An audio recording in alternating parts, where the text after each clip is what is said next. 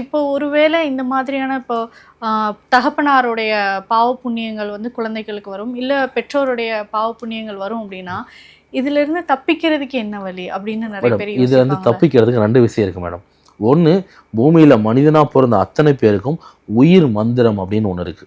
அதை முறையா கண்டுபிடிச்சி அந்த மந்திரங்களை உச்சரிக்கப்படணும். இல்லையா அதுக்கு உண்டான பரிகாரம், அதாவது என்னன்னா 13 விதமான சாபங்கள் இருக்கு. அதுல எந்த சாபத்தை சார்ந்த ஒரு குழந்தை கருவாய் பிறந்திருக்கு, அந்த சாபம் அப்பாவை பாதிக்குமா அம்மாவை பாதிக்குமா, இல்லை அவங்க 2 பேரை விட்டு அவங்க கட்டி இருக்க வீடோ வாங்கின இடமோ இல்லை அவங்க வீட்டில் அவங்கள சார்ந்து இருக்கிற உயிரினத்தையோ இவங்களால் அந்த கர்மாவை ஏற்படுத்தி கொடுக்குமா அப்படிங்கிற அமைப்பை பார்த்து அதுக்குண்டான பரிகாரம் இதில் கணக்கு எழுத முடியும்.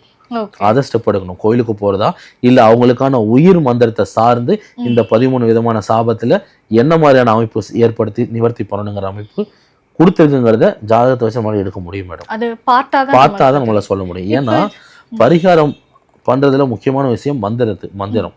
அந்த மந்திரம் யாருக்குன்னா நம்ம மனசுக்கு.